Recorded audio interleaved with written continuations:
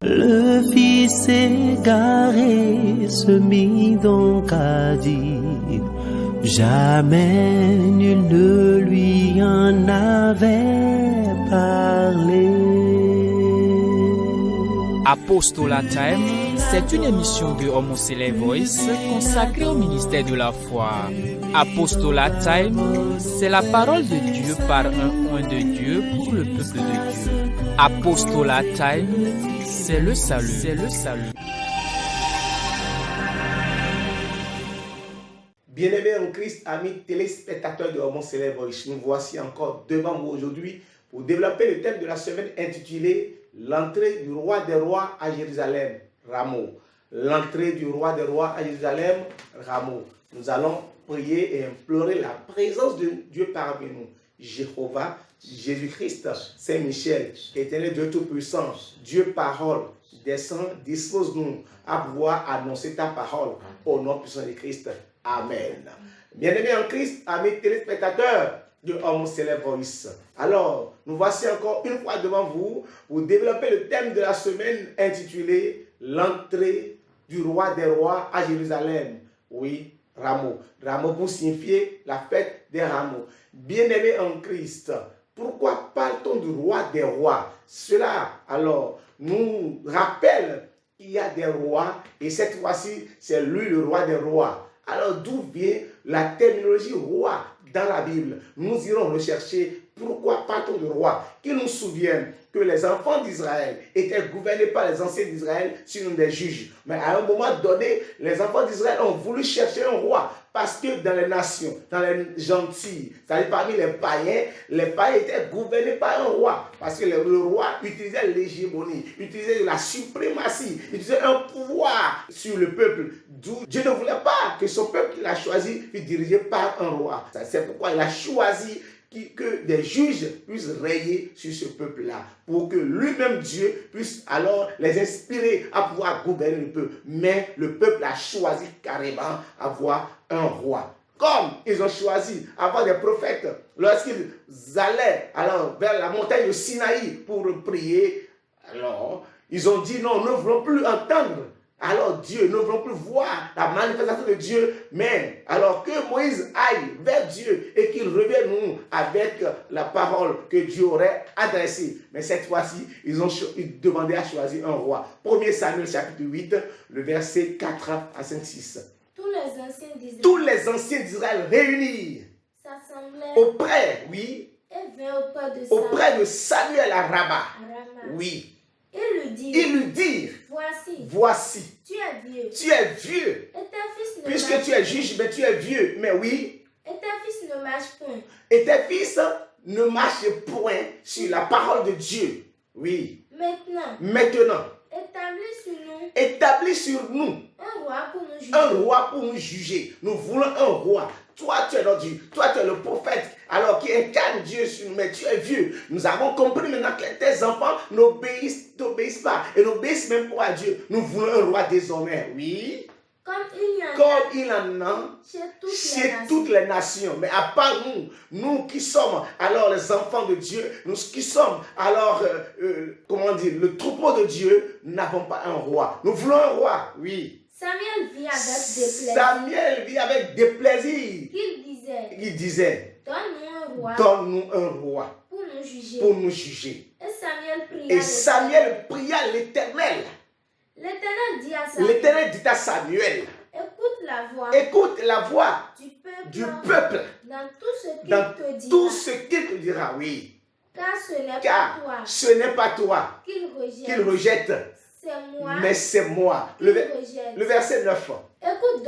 Écoute donc leur voix. Mais donne-leur des avertissements.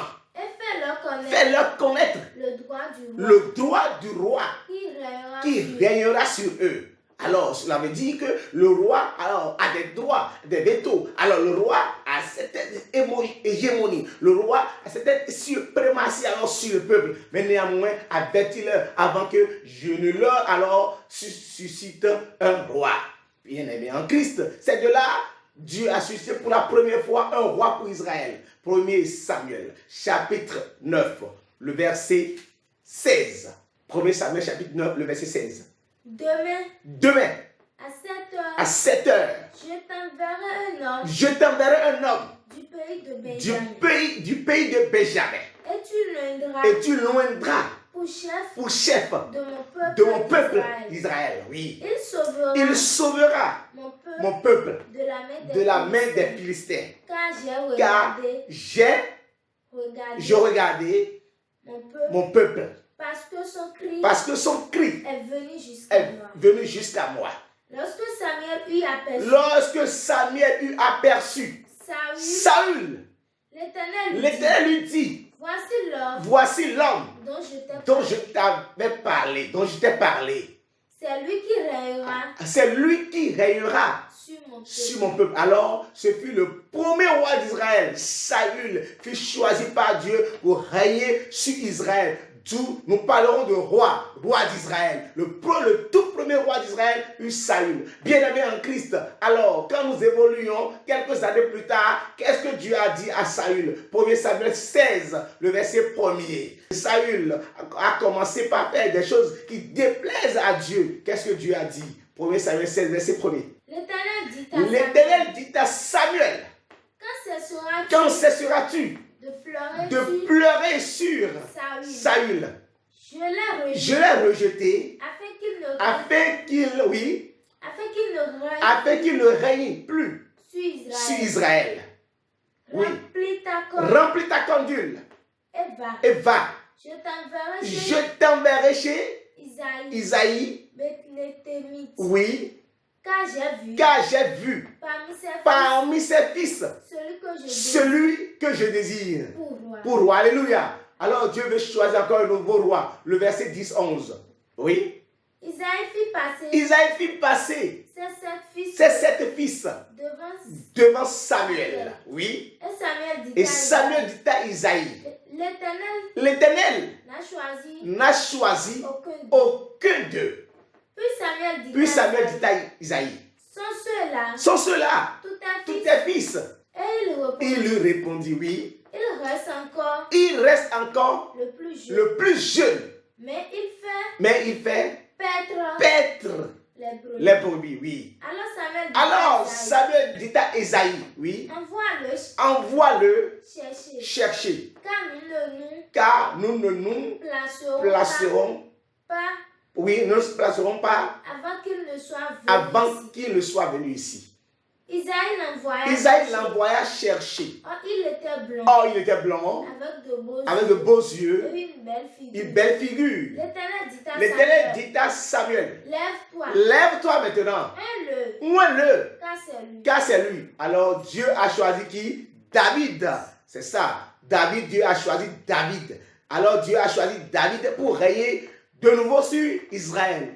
C'est ce David-là qui est allé conquérir la ville qui s'appelait précédemment Jébu, dont les habitants étaient les Jébusiens et qui aujourd'hui s'appelle Jérusalem.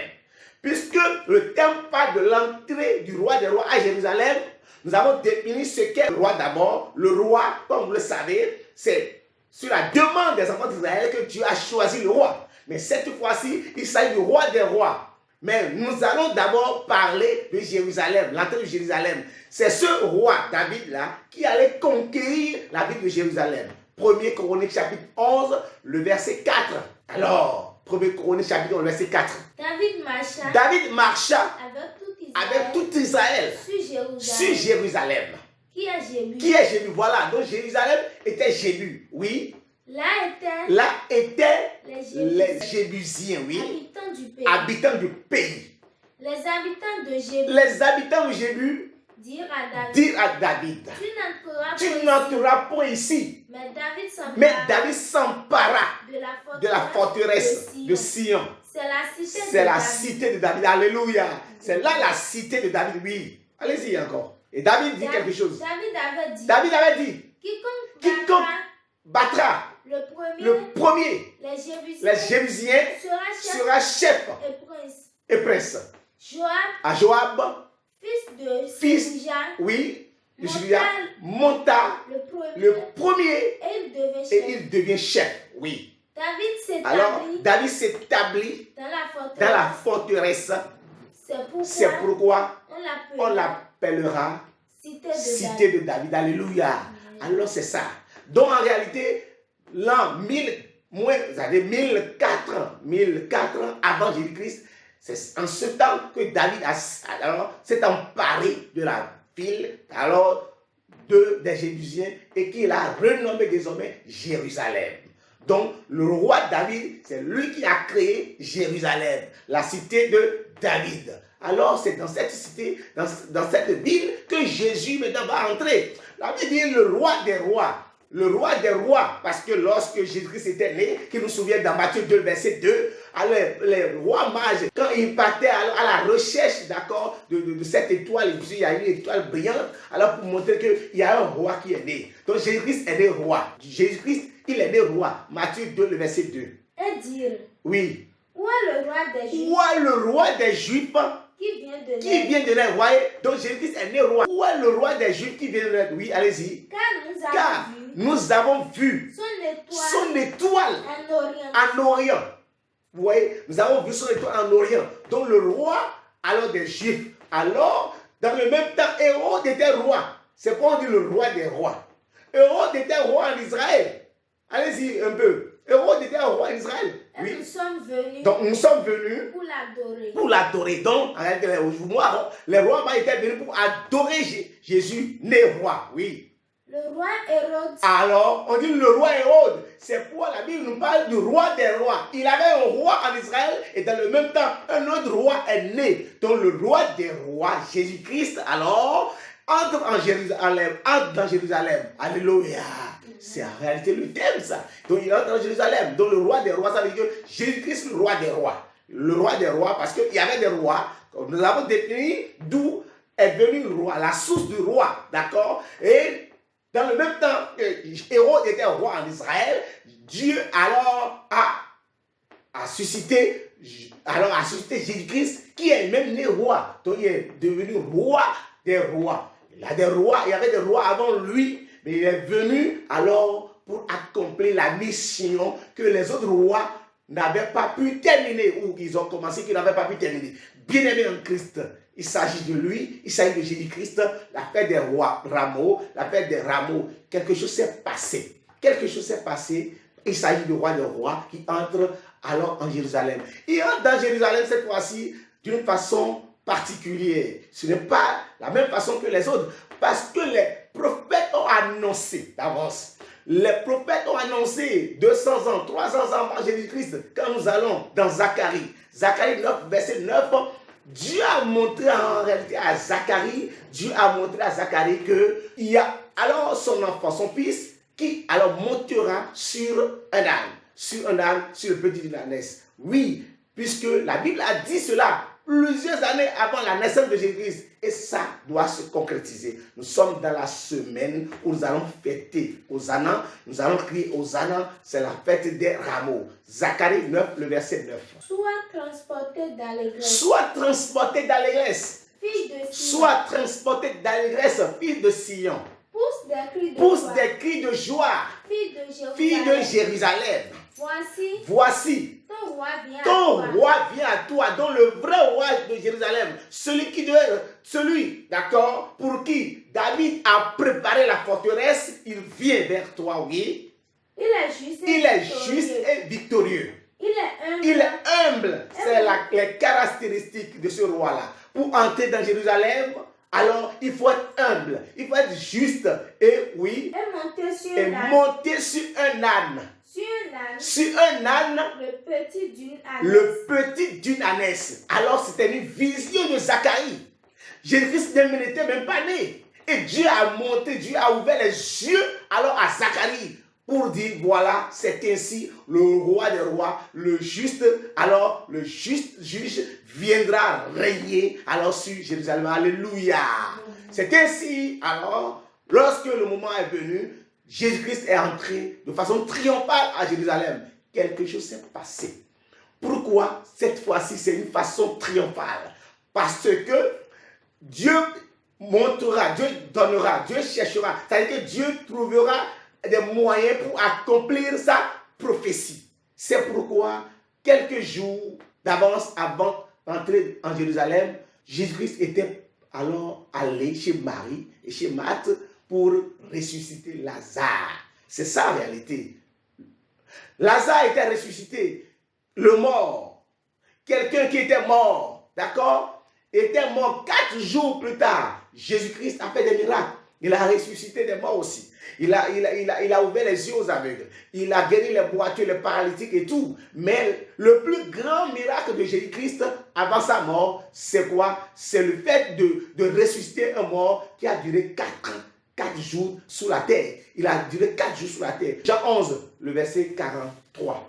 Jean 11, le verset 42-43. Allez-y. Jean 11, 42-43. Quelque chose est passé. Alors, Jésus-Christ c'est-à-dire qu'il a ressuscité Lazare. C'est ça qui a suscité la foule immense. Oui. Pour moi. Je savais que tu m'exauces toujours. Alors, Jésus dit, lorsqu'il s'est approché, va un peu dans le verset 38. Jésus frémissant de nouveau en lui-même se rendit au sépulcre. C'était une grotte. Et une pierre était placée dessus. Oui. Jésus dit, ôtez la pierre. Et Marthe, la sœur du mort, lui dit, Seigneur, il sent déjà. Car il y a 4 jours. Il y a 4 jours qu'il est là. Jésus lui dit, ne t'ai-je pas dit? Si tu crois, tu verras la gloire de Dieu. Alléluia. Amen. Si tu crois, tu verras la gloire de Dieu. Alors, le verset 43. Ayant dit cela, il cria d'une voix forte. Lazare, sort. Oui. Et le mort sortit. Les pieds et les mains liés de banderoles. Oui. Et le visage enveloppé de linge. Jésus leur dit, déliez-le et laissez-le aller. Alléluia. C'est ça en réalité. C'est ça qui a suscité, qui a créé un engouement auprès de Jésus. Le verset 45. Oui. Plusieurs des Juifs qui étaient venus vers Marie et qui vit ce que fit Jésus crurent en lui. Mais quelques-uns d'entre eux allaient trouver les Parisiens, oui, et leur dit ce que Jésus avait fait. Oui. Alors les principaux sacrificateurs et les pharisiens assemblèrent le Sanhédrin, oui, et dire, que ferons-nous? Car cet homme fait beaucoup de miracles. Vous voyez, cet homme fait beaucoup de miracles. Oui, allez-y. Si nous le laissons faire, tous croiront en lui. Et les Romains viendront détruire et notre ville et notre nation. Alléluia. Alors, ils ont cherché des moyens pour tuer Jésus. Jean 12, le verset 1er. Jésus maintenant a décidé de monter à Béthanie, là où il avait ressuscité le mort. Oui. 6 jours avant la Pâque. 6 jours avant la Pâque, Jésus-Christ a décidé maintenant d'aller à Béthanie, là où il avait ressuscité Lazare. 6 jours avant la Pâque, Jésus arriva à Béthanie. Où était Lazare? Qu'il avait ressuscité des morts. Voyez, où était Lazare qu'il avait ressuscité des morts? Là, on lui fit un souper. Merci. Le verset 9, qu'est-ce qui s'est passé dans le verset 9? Une grande multitude de Juifs apprirent que Jésus était à Béthanie. Et ils vinrent. Non pas seulement à cause de lui. Regardez, écoutez bien. Non pas seulement à cause de Jésus-Christ qui était à Béthanie. Mais aussi pour voir Lazare qu'il avait ressuscité des morts. Parce que c'était extraordinaire. C'était presque impossible qu'un mort alors fût ressuscité après quoi 4 jours. C'est pas possible. C'est confondre la science, ça, dans tout le monde. Ça a suscité une grande foule. Ça a suscité beaucoup de gens pour venir voir Lazare. c'est un plan de Dieu. Le plan de Dieu est insondable. La Bible déclare que la voix de Dieu n'est pas celle de l'homme, ni la voix de l'homme n'est pas celle de Dieu. Dieu, il est insondable. Il a suscité, il a fait ce miracle à travers son Fils pour susciter un grand nombre. Et c'est pour cela que le monde criait. Lorsque Jésus-Christ entrait à Jérusalem, parce que Béthanie était à quelques coudées de Jérusalem, lorsque Jésus entrait à Jérusalem, la foule a commencé par crier Hosanna, alléluia, parce qu'on a vu en Jésus-Christ le Fils de Dieu, le roi des rois, celui-là qui a ressuscité Lazare, qui fait des miracles et des prodiges. Et c'est pourquoi tout le monde a commencé à crier. Ils ont crié, tout le monde criait. Alors ils ont commencé maintenant, Matthieu 21, où vous continuez aussi dans Jean, Jean 12, le verset, allez peut-être dans le verset 13, 14, ou Matthieu 21, le verset 10. Lorsqu'il entra dans Jérusalem, toute la ville fut émue de joie.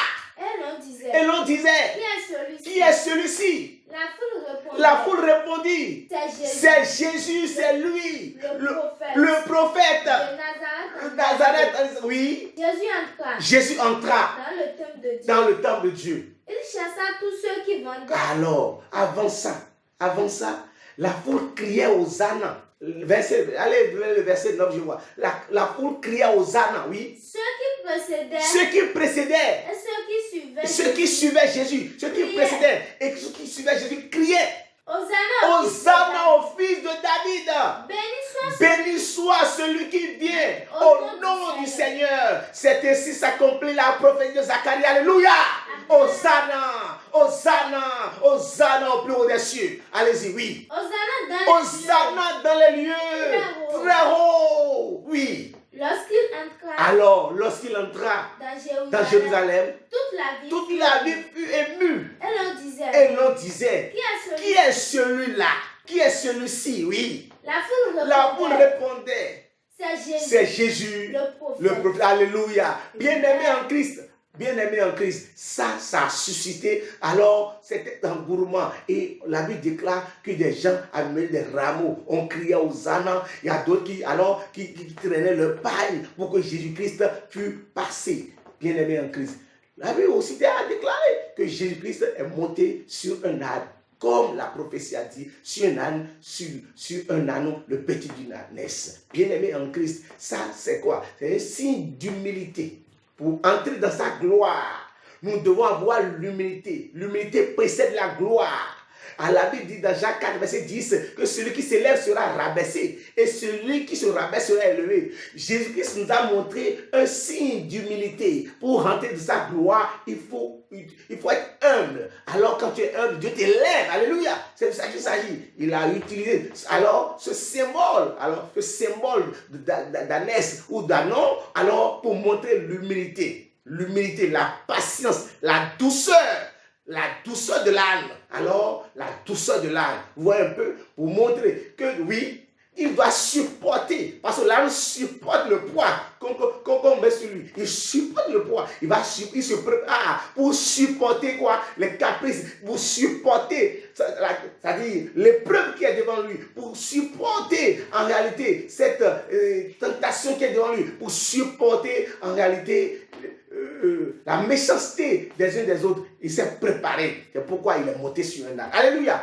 Comme le chameau, comme l'âne, alors supporte le poids. Alors qu'on met sur lui, il supporte ce poids. Jésus s'est préparé pour supporter. Voilà le symbole d'âne. Voilà le symbole d'ânesse. Voilà le symbole d'ânon. Bien-aimé en Christ. Alors, la Bible dit que les gens criaient Hosanna. Mais parmi ces gens, il y a d'autres qui refusaient à ce que l'on crie Hosanna parce qu'ils ne criaient pas Hosanna de leur cœur.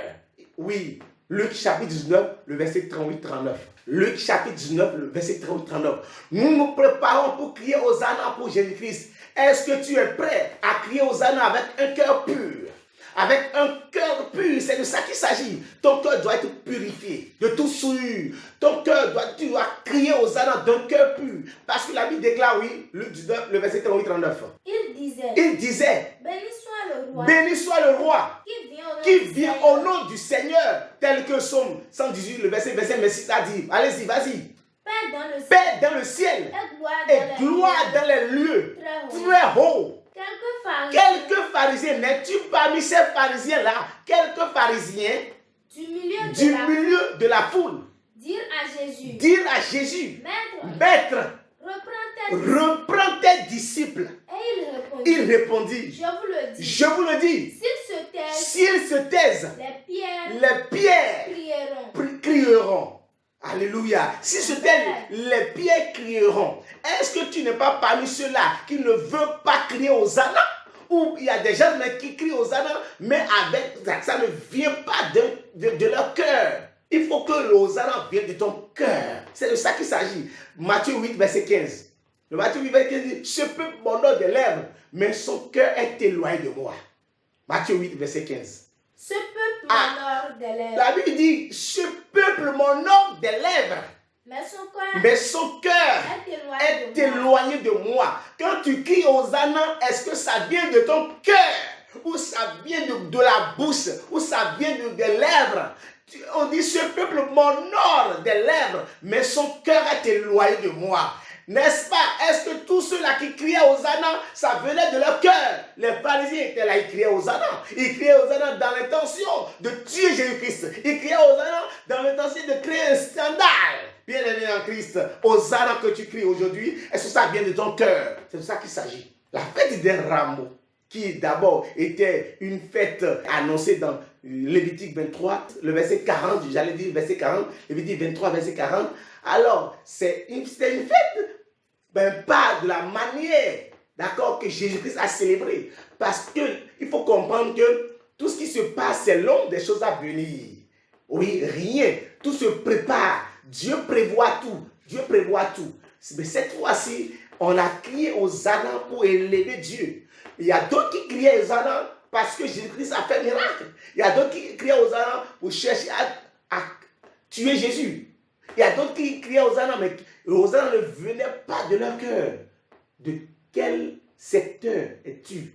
De quel bord es-tu? Est-ce que tu es parmi ceux-là qui ont crié Hosanna pour détruire en même temps Jésus-Christ, pour chercher à le tuer? Hosanna, Hosanna, mais tu cherchais à le tuer. C'est de ça qu'il s'agit. Hosanna aujourd'hui, tu cries Hosanna pour Jésus, alors que ton frère qui est là, tu as de la haine pour ton frère.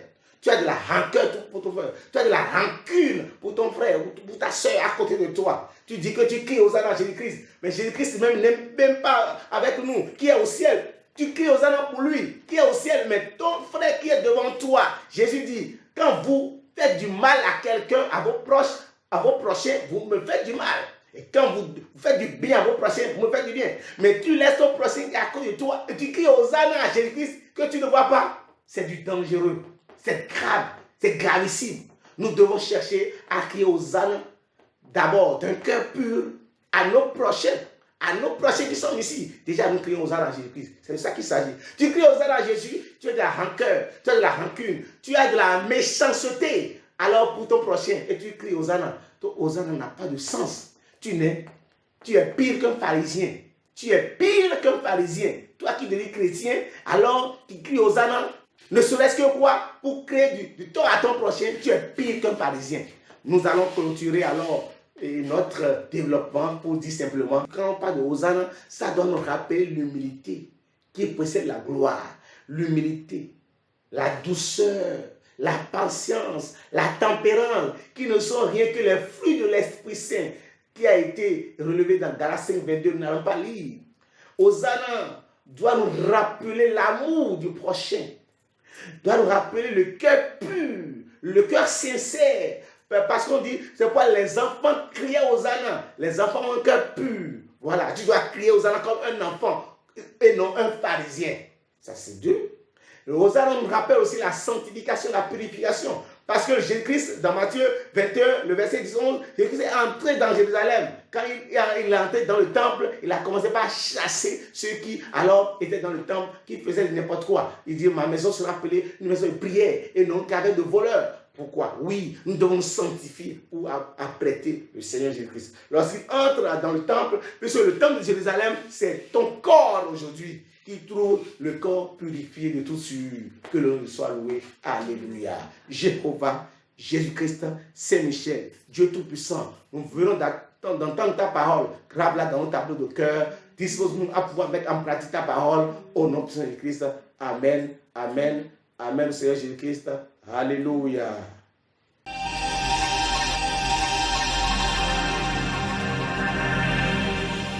Le fils égaré se mit donc à dire, jamais nul ne lui en avait parlé. Apostolat Time, c'est une émission de Homoselect Voice consacrée au ministère de la foi. Apostolat Time, c'est la parole de Dieu par un oint de Dieu pour le peuple de Dieu. Apostolat Time, c'est le salut.